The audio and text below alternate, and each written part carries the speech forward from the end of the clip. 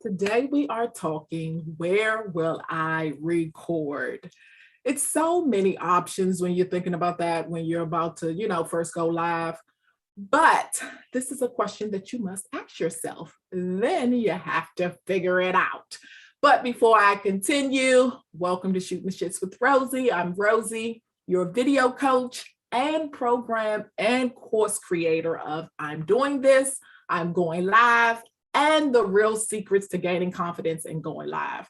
I help women over 40 gain confidence to conquer their fear and go live. This is a two-way conversation, so please engage with me and ask any questions about going live. If you find this video of value, give it a thumbs up, check out my other videos, subscribe to this channel, hit that notification bell. So let's do this. Again, we're talking, where will I record? So when I first started, it was in a studio environment for Style Access. So really, I didn't have to think about where I was going to record. It was a monthly show, which is still, is kind of like took a little hiatus for Style Access, but it will be coming back. But when I first started, it was a monthly show. So I knew that I will be in the studio environment. I chose to do like take three shows in one setting, because it was just like I booked the studio for like maybe 5 hours. And so we would just do shows back to back. So I didn't really have to think about where I would record when I first started out, because it was a studio setting. Well, I did have to make that decision. And so I decided to do it in the studio. After doing that for a couple of years, it was like people telling me that was at the public access channel, because that's where I started off doing Style Access in a public station type of environment. They was just like, you need to get out and, go into the public and do stuff off site. And I was terrified. Like, I had got so used to being in the studio. I was just like, what am I going to do? It just seems like it required a lot more than what I was trying to give at that moment. And so then I just built up my confidence, because I was just like, I do need to, go outside of these four walls, being in the studio. I had, if it was like a boutique owner, I would have them bring in all their clothes instead of going to their shop. So once I kind of like got that together and figured out how I was going to do it, because, it was something different.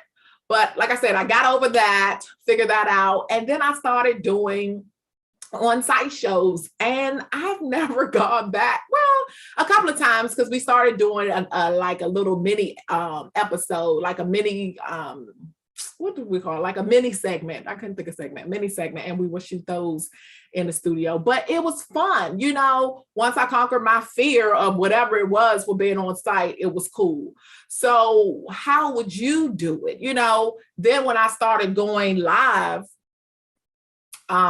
it was because of the pandemic. Like I said, when we were doing Style Access, we were either, in the studio or doing on site. But then of course the pandemic came, started going live, and I was forced to do it at home, because where the hell else was I going, right? Nobody could go anywhere. We were pretty much under stay-at-home orders. So I had to like pivot.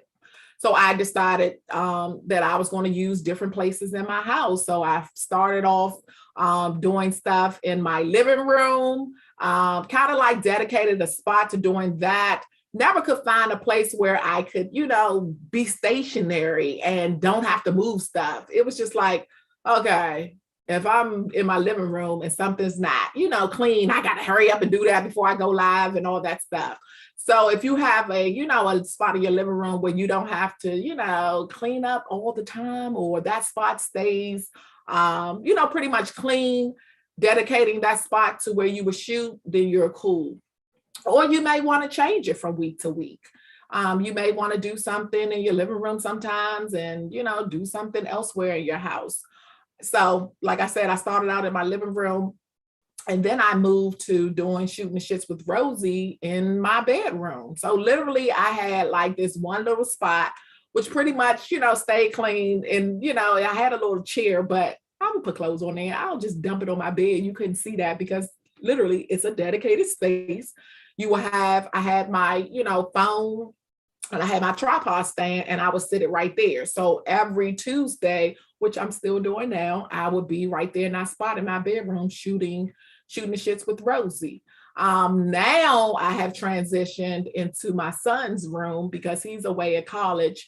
And I think I shared before that he's irritated because he actually was just home this weekend, but he's over it now. But when I first transitioned in here and turned his bed around and did all this stuff, he was irritated. He was just like, you have the whole house. Why do you need to have my room too? And I'm like, you're not here. So this is what's going to occur. I got your room, and plus it's in the front of the house and it has the best sunlight.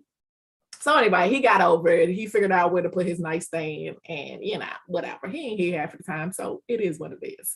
So you may, have a child that has gone away to college and you can use their room if it suits you. This way, I love it. I have a dedicated space. It stays clean. I got my little backdrop right here and I don't have to worry about it. Only until he comes home and possibly move his bed or put his night clothes on the banister on his headboard, and I'm doing the live, looking at a replay, and I'm seeing his clothes, and I'm like, Lord have mercy, I forgot he was home. So I'm conditioned to when I do a live to look after he's left to make sure everything is back to normal. But anyway, like I said, home, figure out whatever a dedicated space is, switch it up from week to week if you like, choose one dedicated space. Like me, I love just being here, having everything for my various shows. I just switch a background out.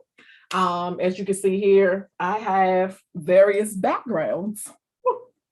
And I literally just switch them out. So that's what I do for my little home space right here. And it works for me. So again, find something that works for you and just stick with it. I know certain people like to do it in their car. Cars are always quiet. Maybe you have a family and it's always noisy and you can't find a spot to, do your lives or whatever. So you may have to go to your car, or you may be it depends on what time. Maybe you do yours at 12 p.m. and you're on your lunch break and you're at work. So you have to be in your car to do your lives. And that's okay too. So you already know that, whatever day of the week is, I plan to be in my car shooting this content so I can be consistent. So a car may be where you need to do it, just depending on your schedule and what you need to do. Also outside, some people don't want to be confined to being inside. They want to be, outside. I know sometimes when I'm doing ads or something, if I'm driving around the city and I see various nice backdrops of murals or something like that, I try to think in my mind oh, remember that the next time you need to go somewhere. Next time you need to shoot something, remember this spot. And so usually what I do, I go early in the morning where everything is quiet. It's not a whole bunch of, people walking the streets or cars going up and down the street if it's a busy street. And I go early in the morning and I shoot whatever I need to shoot. So that may be something if you like just to be outside, like the sunlight. But of course, you have to be, conscious of the weather because it may be raining, it may be cold, it may be whatever, but you'll figure it out if outside is, what you want to do. And also, like I said, you could be on the go. And so, that's what it is. You could choose the outside or various destinations. One thing that comes to mind, maybe if you belong to a book club or something like that, and you go to different, maybe people houses. I don't know if you're going to bookstores, whatever that is, your destination could be different from week to week. So again, you would just figure out what those destinations are going to be in advance. Then, have your necessary tools. Like I said, of course, you'll have your phone and then also possibly have your tripod and be good to go. Something that can fold down really quickly. You can put on in your purse or, a little tote bag, and then you're good to go. So I say all that to say I got my spot of where I'm doing my live. Where will you record? So I do want you to take a minute to kind of like figure this out. And also, if you have any questions, definitely put them in the chat. I will love to answer them before I go. But I want you to, again, to take a couple of minutes and think about where you want to record when you're first doing your live. Or if the current place that you're recording doesn't fit you, because now you're like, it's too much going on right here or whatever. And like I did, I made the choice to move. Where will your next spot be? So again, take a minute to figure it out. Don't overcomplicate it. Like it's not that serious. It's just figuring out where you're going to do it and be consistent. So when you go live, or if you're already going live, you don't have to think about, that's one less thing you have to, think about, where am I going to tape at? So I want to congratulate you, because once you figure that out, you're one step closer to going live. So there you go. That's all I have for you this week. I want you to tell me in the comments what's your biggest takeaway, because I love to read that and interact with you. And as I always say, I want you to take action today on whatever you decide to do. So if you figure out your spot, then, take action and go live. Do a quick little video, something like this, 90 seconds, and introduce yourself to your audience, or just to the world, so you can start building your audience. But take action on that today. Don't forget to send me your questions so I can answer them during the live. I always like to do that. And here are some additional ways that I can assist your Go Live journey. You can join my email community. I do a weekly video that motivates your Go Live journey. We have giveaways in there. We spotlight community members, and we have exclusive offers. Sign up on my website. Once you see that first pop-up, once you're on my homepage, you are in the right place. Put your name, your email address, and then you will be a part of the community. Are you watching the bandwidth? That's another way that I can help your Go Live journey. We do that every Thursday, same time as Shooting the Shits with Rosie at 7:30. So definitely watch the bandwidth. It's where me and an expert will take you on a little journey to really help your Go Live journey. So that's always fun, and you can learn a lot from that. Also, my program, I'm doing this, I'm going live. It's a 6-week online program. It will help you overcome mindset challenges. You will get comfortable with the tools needed to go live. And I will teach you how to navigate the various social media platforms. And last but not least, you will become courageous enough to hit that go live button. So right now, I want you to join the wait list. The link will be in the description box, and we will launch it again in January of 2022. My course, The Real Secrets to Gaining Confidence and Going Live. Again, it's an online course. It's created to help women like you show up confidently on camera. You'll walk away being content, camera, and tech confident. Everything you need to build your brand and conquer video. Again, sign up for the wait list. We'll launch again in February of 2022, and the link will be in the description box. Last but not least, always remember, the world is waiting for you to do what only you can. Your voice needs to be heard, because it matters to someone. So let's turn on the camera, turn up the confidence, and tell your story. If you find value in this video, subscribe to the channel, give it a thumbs up, hit the notification bell, and check out some of my other videos. I'm telling you, it's some nuggets in there that you'll enjoy. Share this episode link with one person that you know that it will benefit.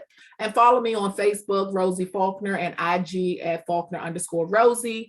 And feel free to DM me and let me know how I can personally support you. So until next week, bye-bye.